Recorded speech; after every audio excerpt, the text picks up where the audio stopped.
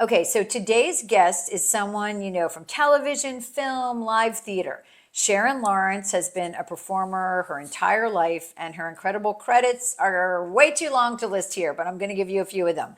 So she's currently starring in the Paramount Plus series Joe Pickett. She recently starred in the Showtime series On Becoming a God in Central Florida and was an elusive librarian in Home Before Dark for Apple Plus. Now, you probably know her from many recurring roles, including a schemer in Rebel, a serial killer in Criminal Minds, Fiona's acerbic boss in Showtime's Shameless, Sam Elliott's love interest in The Ranch, and a complicated mother in the animated series from Mike Judge, Common Side Effects. She originated the role of the first female editor of the Washington Post, Katharine Graham, in the one-woman play The Shot that has played to sold-out houses over the past 2 years. She continues to be recognized for her multiple Emmy nominations for roles like ADA Sylvia Costas in the groundbreaking NYPD Blue and as Izzy's tender but ditzy mother on Grey's Anatomy. She has been in film. She has many theater credits. Her most recent Broadway appearance was as Velma Kelly in Chicago. She's also an advocate for Heal the Bay Foundation and serves as second vice president at the Screen Actors Guild, American Federation of Television and Radio Artists. Sharon, welcome to the program. Thank you so much, Amanda. Thank you for being here. Okay, so I know you, well, the audience knows you from your acting credits. I know you as Tom's daughter. So your dad, Tom Lawrence, and I worked together for, I think we just figured out maybe 8 to 10 years, something like that, in television news. He was a reporter anchor and I was a reporter. So you grew up here in North Carolina. So talk to me about what that was like growing up here and wanting to be an actress or knowing, or when did you know you wanted to be an actress, and what was that like growing up here, thinking about, you know, Hollywood so far away, or New York? Well, my situation I know was incredibly unique because in the 1960s, film was only on the big screen. Television was black and white if your family was fortunate enough to have one. And my dad, who you know, was actually on television as a reporter, so I grew up watching that as the norm. And he also was on stage in North Carolina, in Charlotte at the Little Theater and at the Met Museum Theater. And his first experience on stage was in an outdoor drama called The Horn in the West, which is one of the historical outdoor dramas that is fairly common in the Southeast, but your listeners may not recognize that that's something that's been happening in our culture probably from the 50s on. So I was in a unique situation, not only because I was in the Southeast where even in the 60s, public school systems were investing in arts programs. And I know I was a major benefactor, and so was most of my generation. And I'd like to think that that's something that we can still count on, but we must protect and must advocate for, because it isn't always common in every school system that you're going to have. When I say an arts program, I don't just mean fine arts, I mean orchestra, I mean band, I mean theater, maybe dance. But because I watched him on television, it didn't seem rare and rarefied and it air. didn't seem like something that was unattainable. Exactly. It seemed like something that was possible when Right. when your dad is an actor and your dad is on television, obviously. Now, what I should also add is that my brother also grew up in that same environment, but did not see himself doing that. So it was personal. Right. It was I call it my hardware, the way I was hardwired, because of his interests and my mother's also interest. They met in a choir, so they loved singing, and performing was the hardwiring that I got. And the software was the exposure and the normalization of it, and also the support from the family, because to them, those people that performed didn't seem like outliers. You know, we weren't Right. doing something that was that made them uncomfortable or felt inappropriate. It wasn't like, oh, okay, Sharon, when are you going to get a real job? Right. It was, okay, this is something that we that you can do. Absolutely. But let me also say that I never considered it as a career.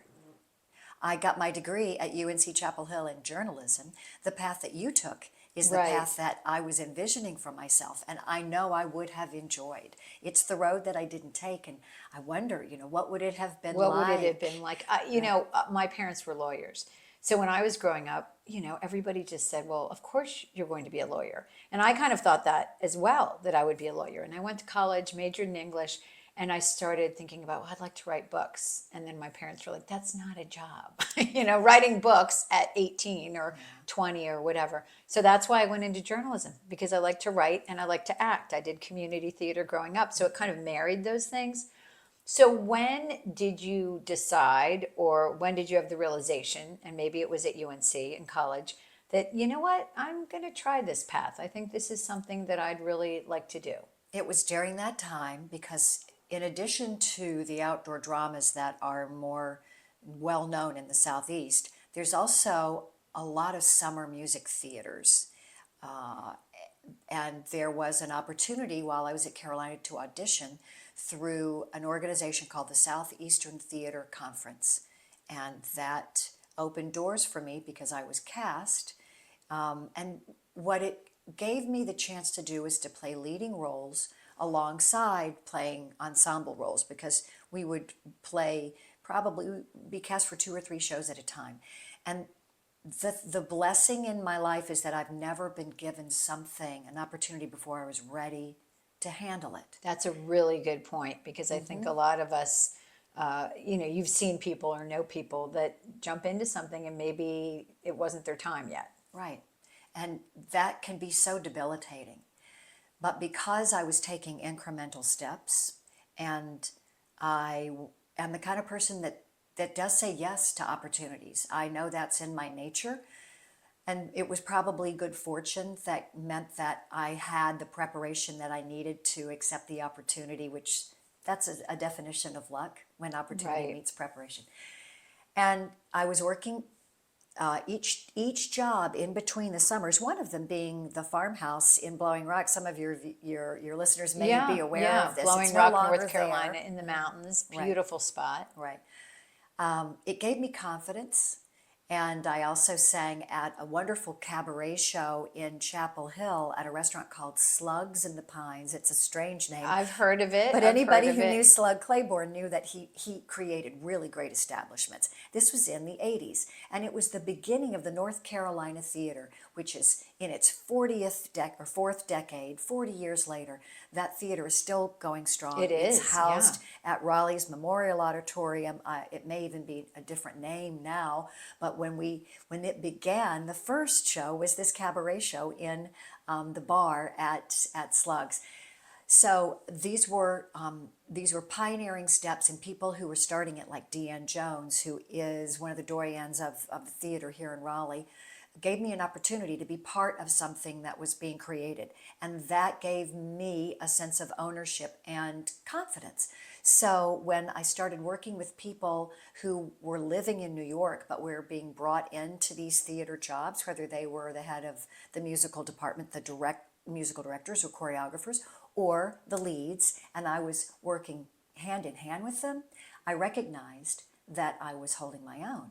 And another blessing in that time frame from myself was unsolicited and unbiased endorsements and encouragement.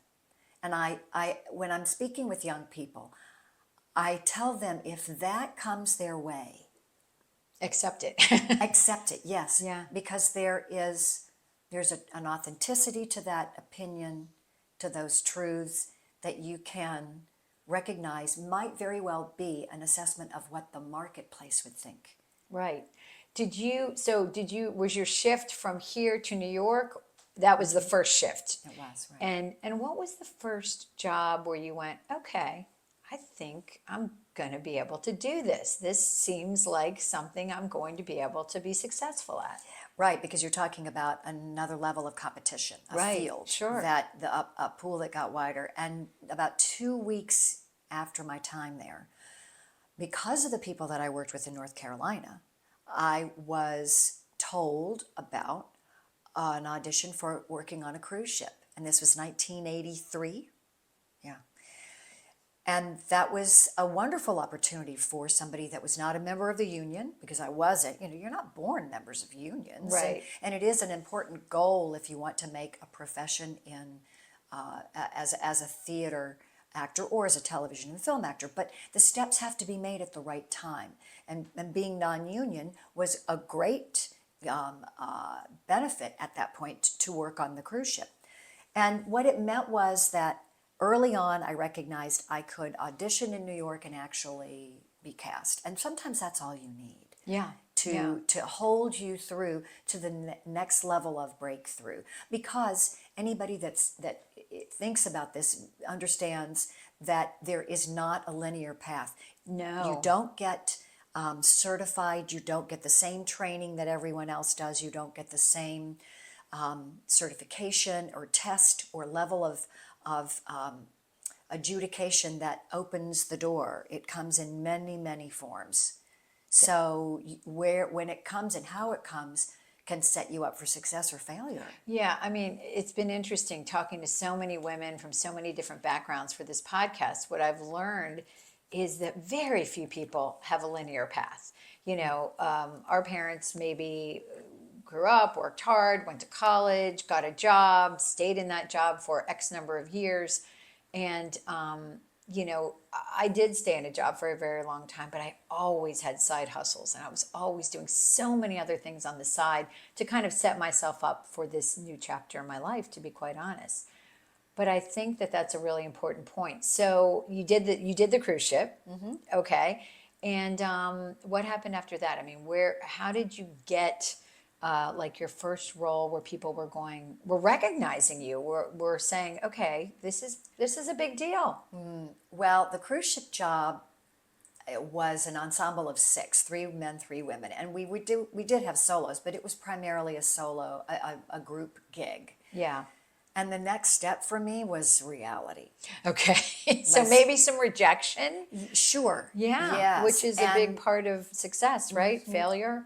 Right. And knowing that I'd had that job, I'd saved some money, and everything was beautiful out on the Caribbean. But coming back to New York in February, I guess it was when we were there, and knowing I can't really plan on that. I didn't want to plan on that as a career. I didn't want to continue on and on with that. It's a wonderful option, but it wasn't my dream. Sure, it wasn't long term. So it was important because I didn't have a degree in theater, and I was not going to be considered a theatrical dramatic actress. I was going to be considered a musical actress, and that was fine. Yeah. That was exciting to me. But I had there was a lot of competition, and I had to get up to that level, which meant I put myself in dance class. And I could dance, but you were always having to get stronger and better. Yeah. And the same thing for voice, which is expensive. Those private lessons are very expensive, but you have to keep your instrument growing and honed. So I had to invest in an independent study program. To get yourself up to speed. And then eventually, I'm assuming you got a role. What I got was an audition and cast in children's theater. Okay. Which took me with 5 or 6 other people in a van and a car, building our own sets and playing in the cafetoriums across the Midwest in really sad, uncomfortable weather, but again playing Great the old mother. Right, I played the right? leading lady and the character woman, Old Mother Hubbard, and the fairy Okay. godmother, and most importantly, I got my equity card, Okay. my union card. So then I could audition for the shows that I was really dreaming to be part of, and how I broke in was a national tour of Zorba with Anthony Quinn. That was a huge leap because it was with a star, and it was money that really meant that I could count on not worrying about having to wait tables for the foreseeable future. And it again gave me a sense of what it meant to do the same show 8 times a week for 9 months, watching the stars keep their role fresh, and working with big-time producers. Right? Not when you're 24. Okay, yeah. I guess that's a good point. Yeah. But and so you eventually, I mean, how long did you stay in New York and do theater and then move to the TV For realm? about 8 years, and every once in a while I'd go off to do a regional role here in North Carolina, a leading role, and that was important because I continued to build the confidence of where I was in the marketplace, and that swerving, curving path Yeah. is how you develop the style of actor and your work ethic, what you don't want to do. You know, I learn a lot about my taste by discovering what's not appealing to me as much as anything. Sure. And then I was doing a leading role in Fiddler on the Roof, playing one of the oldest daughter in Fiddler with Chaim Topol, who is the star. And that was 8 times a week for 2 years, and I really developed my acting chops. I thought about going back to grad school to get that degree as an actual straight actress. And I did a lot of plays at Carolina, so I knew that I enjoyed that. But still, I kept carving my path in musicals, and I knew if I wanted to explore that, I was probably going to have to make a tough decision about saying no to musicals and starting something different. And another important step happened for me, which it does for all of us. Technology changed the way I viewed what I could do, because for 8 years I wasn't watching television. I was either on stage or I was waiting tables. So I didn't see what was there to offer. When I left, it was Dynasty. When I left home for college, it was Dynasty, those shows, those nighttime soaps. What wasn't how I saw myself, those women. Right.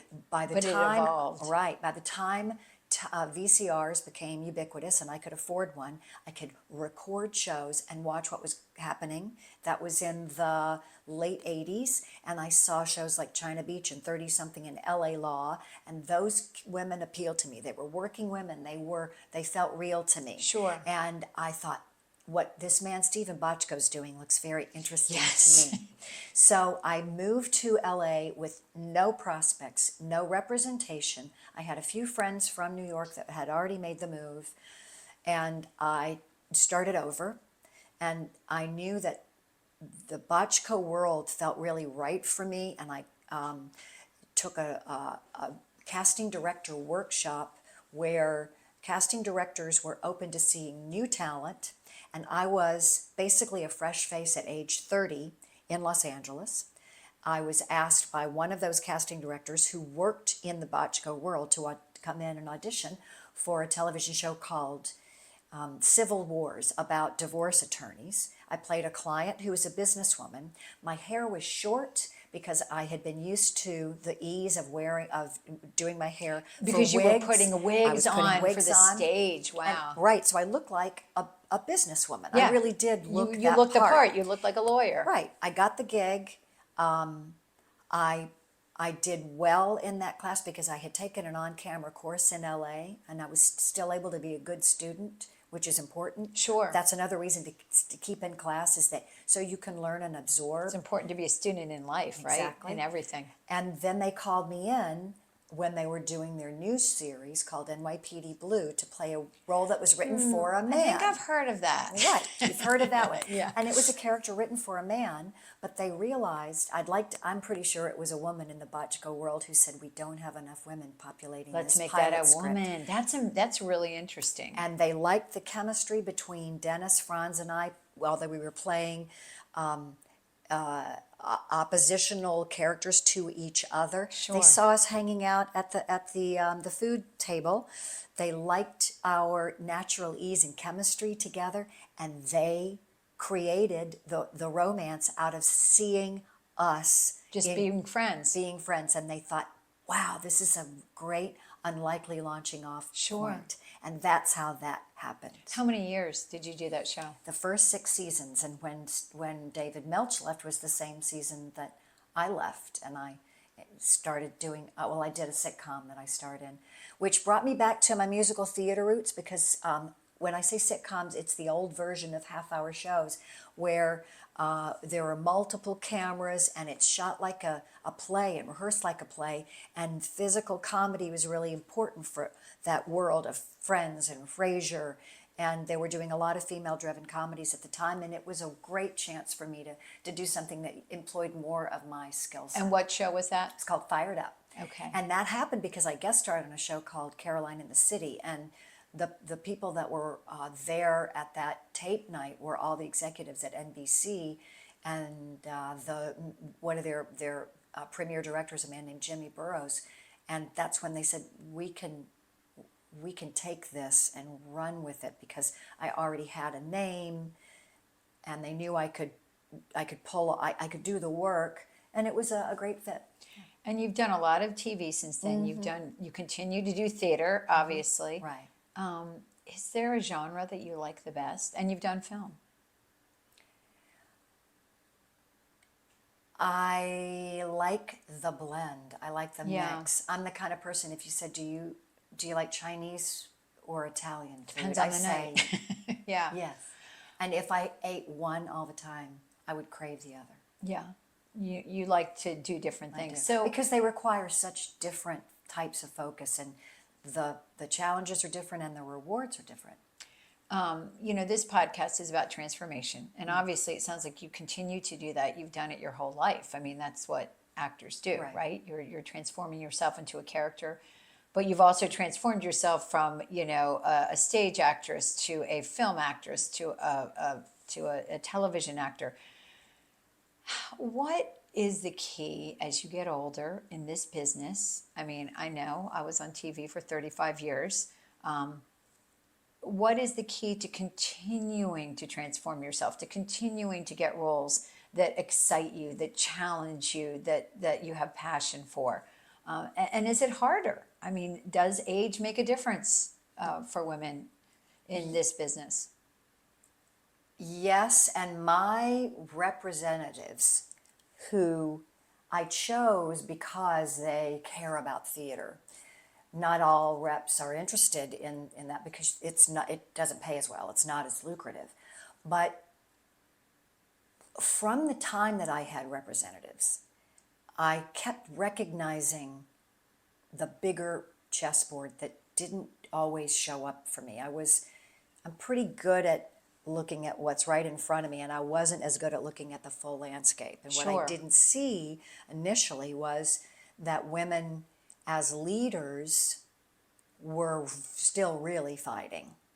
And some of that, as I look back, I realize it's because the musical theater world put female characters high up on the pedestals, and there were lots of them. So it was easy to think that the opportunities were wonderful there. But if you look, there were very few female directors in the theater world, or writers, and even big producers. But when I moved into the television world, I could see more and learned more from the executives in that field, how we had to step up and acknowledge that and work toward change. And that's when I got involved with Women in Film.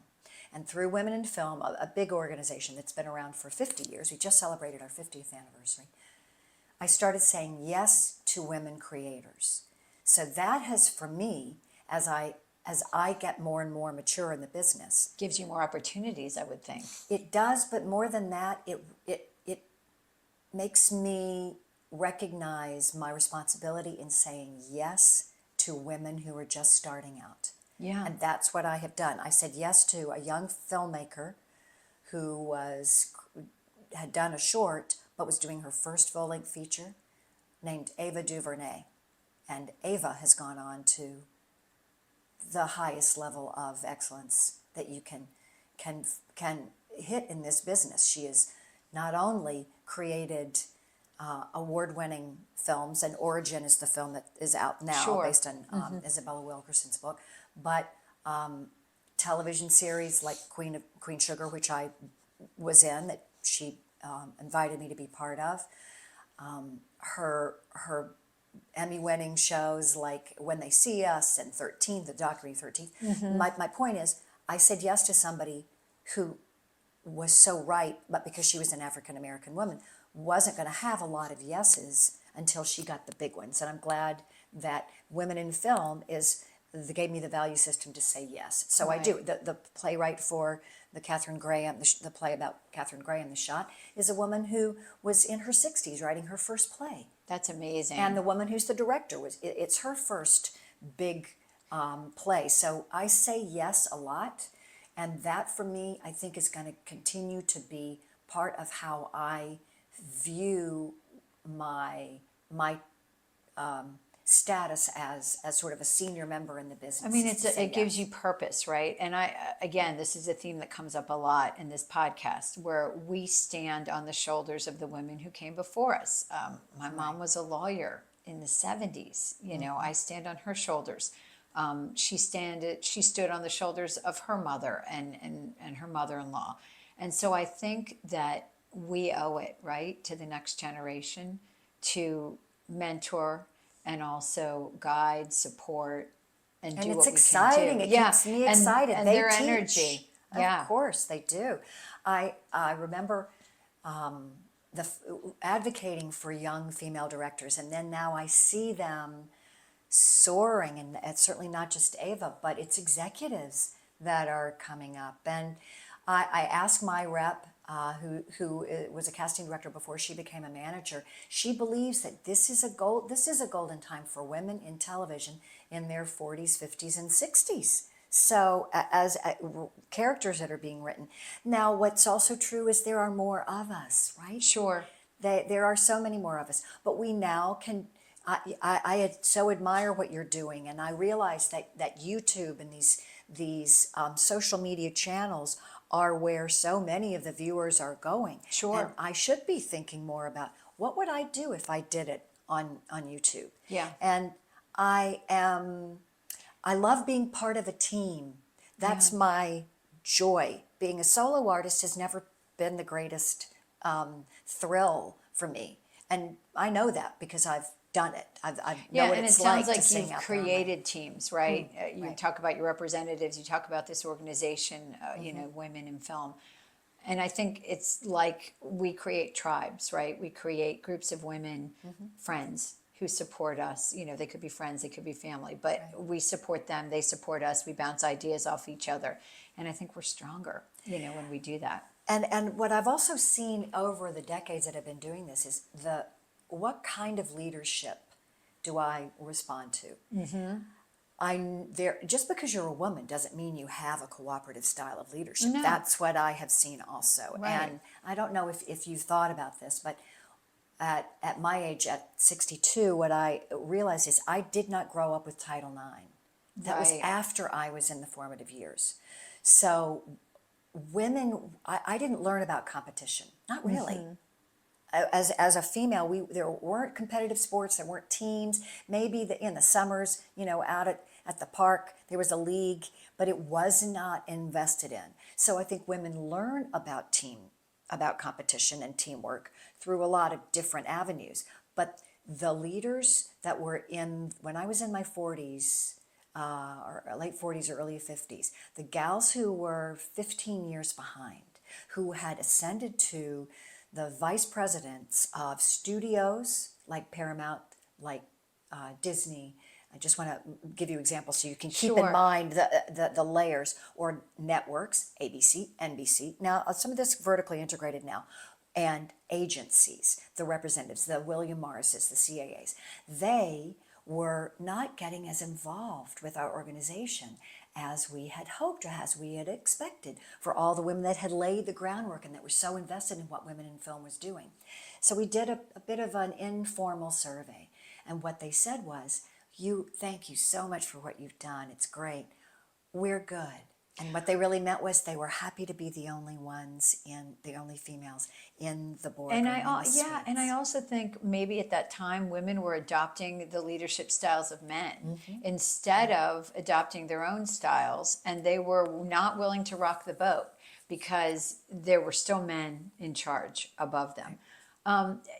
You know, Sharon, you do so many things, but I know you're an environmentalist. So talk about your organization that you work for, why it's important. It's all about, you know, creating safe water systems around the United States. Talk about that. Well, we're a little more local than that. We are the Santa Monica Bay, if you've ever flown in or out of LA or seen that map, Malibu is at the top of the crescent. Yep. If it was like a reversed sea. So it's called Heal the Bay. Heal the Bay, and it's Okay. the Santa Monica Bay. And I got involved because I got really interested in the degradation of the ocean system, particularly the reefs, because I started scuba diving. And when I saw what was happening to the health of the reefs, and by health I mean the death of the reefs because of the temperature change in the oceans, that kills off the ecosystem there. And the dynamite fishing, the silt that's produced from runoff all around the globe, because I dived all over the place. I realized that it's what I saw is not something that most people get to witness, and when you see it, you know that it's not, that it's a harbinger of other things to come. And that's how I got involved. And I'm very proud of the work that we do, because we not only are in charge of the cleanups, the beach cleanups that so many people have invested their time and energy. And I say people, I also mean companies, and I mean our public institutions and private. Our advocacy work for making sure that water treatment plants are safe and healthy and aren't dumping sewage out into the bay, which just happened with our big rainfall. It happened in Long Beach, but there's management and there's infrastructure that must be cared for, and that takes really holding the civic and accountable, and our educational work, which is bringing Title I, 50,000 students a year from Title I schools who really only maybe live 10, 15 miles inland, but some of them have never seen the ocean. And they don't know what the issues are, and so getting them to understand. And their families can't necessarily afford what it takes to come for a day at the beach because it's expensive. Yeah. Parking and all that stuff if they don't have transportation. And my dream is that those girls will get excited and want to go into to marine sciences. Environmental sciences. We need more women in STEM. Yeah. Absolutely. I mean, again, this is coming back to purpose, right? That we all kind of evolve our purpose, and maybe earlier in life, but sometimes later in life, where we start to go, well, I want to try this, and I want to try this, and I care about this. A lot of women at a certain age feel stuck. They feel unseen. They feel maybe irrelevant, not being listened to, and they want to transform. They want to evolve. They want to find this purpose. I mean, what kind of advice would you give to women who are feeling that way and looking for that next chapter, looking for something to kind of light them on fire? Aren't we lucky that we have access to finding inspiration just, with a couple of buttons on our phone? You see it everywhere, and if you search for that, you'll find people that are doing it. I'm always thrilled to see older women who are on those platforms talking about what worked for them and building community. And that, to me, is the secret, is not letting yourself get isolated, but recognizing that you are part of a system that continues to change and evolve, and saying yes, whether it is, I'm inspired by the volunteering work that you've talked about doing, because then you're interacting with your community and you're recognizing where you can shift and change things. There's a museum, the National Women's History Museum, is it's not quite a brick and mortar building, but I'm really excited about how we can learn from each other with archiving who's gone ahead of us. I'm a member of the oldest women's club west of the Mississippi called the Wilshire Ebell, and we will be documenting the history of women in Los Angeles. Then I love working with the gals that are doing that work, because we are excavating the excellence that is there. And for me in the business, I play, as we age, we often get kind of pigeonholed into sort of the kooky crazies, and that's fun to play. Yeah. But I need to, and I do seek to balance it out with women that are finding wisdom and peace in their place and station in life. And as my aunt says, enjoy now. We'll never be as young as we are right now. Very true. So enjoy now, and know that you, if you can value where you are now and the people that you're sharing it with, and not let yourself feel diminished or ashamed of the amount of years that you've lived on the planet, then you are going to be a great resource to not only somebody else, but to yourself when you need it. You know, find a way to recognize the parts of you that will never change, that are evergreen, and that bit of you that was first inspired by whatever it may have been. And you can help inspire someone else with that. Right. Tell us what you're doing right now. What are you working on right now? You're working on the play. Yeah, we're continuing to bring that play. I'll be doing it at UNC Chapel Hill at the Keenan Theater, which is part of the Playmakers. That facility, Vivian Benishu is your wonderful artistic director And of tell us that incredible resource. Yeah, the name of the play It's again and called what it's about. It's The Shot. It's about Katharine Graham, who was the publisher of the Washington Post during the Pentagon Paper and the Watergate era. But she was also the spouse of Phil Graham, who was running the paper up until he took his own life. He had bipolar disorder. I do recall that. She was living in a very tough circumstance, even though she was quite privileged. And she took over the paper in 3 days after his suicide, in the midst of her shock and her heartbreak. And we really are exploring her life before she became the Kay Graham that we knew, and how she addressed those struggles. But also, I am continuing to look for roles that make sense for me on screen. I'm happy that Joe Pickett is on Paramount Plus, because it's a show I'm proud of. We do deal with PTSD through a great character that's from a beloved series of novels. A lot of your listeners may know the Joe Pickett books. It's funny, I'll finish full circle, that eventually I did end up on the Dynasty, the new version of Dynasty. Oh, you did? So for all of that. Right, for all of that. So I never know where it's going to lead me. I don't. I never know what's around the corner. Do you have anything on your bucket list that you're like, God, I just want to do that one thing, or those two things or three things? Well, you know, this solo show, this Katharine Graham show, is a solo bucket list piece. thing?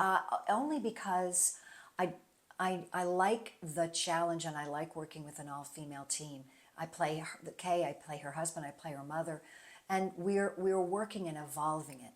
And that, to me, I think is what I'm most appreciative of, because when you go, I'm going to be doing, episodes of here and there, and when you come and guest, you don't really get to explore that much. I'm grateful that I get to do that. My dear friend Jonathan Bennett, I play his mother on some Hallmark films, with the first gay love interest on Hallmark was our films, the Christmas House films, with the late great Treat Williams and I playing the parents, the loving parents of a gay man and his husband. And Jonathan's going to be doing more films, and we're talking about finding a way for me to be part of his collaboration again. I'd love to sing again. It's fun for me to sing, so I never know when that's around. So it the feels corner. like your bucket list is a mile long. You're just going to keep doing what you're drawn to, and making time to be with my folks. My parents are both, knock wood, they are 85 years old and happy and enjoying their lives, and grateful to be able to do that and get back to the North Carolina mountains, where our roots are. So you will see me here in this state more frequently, because it feels like a good time to spend time here. How can people follow you and find out what you're working on? Social media? Right. My Instagram is, I think, the place where I spend most time, and I should develop the others, but that's Sharon E. Lawrence. That E is for Elizabeth. So that's where you'll find me. I'll put that in the show notes. Sharon E. Lawrence. Same for X is just Sharon Lawrence. And Facebook, I'm not as big on. YouTube, I'm around, but not because I'm necessarily creating content. It's just sharing that I've been content out there. Right, the interviews like this. So I'm very grateful that you invited me. It means Sharon, thank you so much for coming today and talking. I mean, I could talk to you for hours. You have so much wisdom to offer, but I know that our listeners are really going to enjoy this conversation, because you're just a delight, and you have a lot to share in terms of what women at this stage of life are thinking about, looking at, and we need to be inspired. So right. Thank you for your inspiration. It's trying to stay strong and healthy, and there's so many ways you can do that. Absolutely. So thank you for being one of them. Thank you so much. Thanks, Amanda.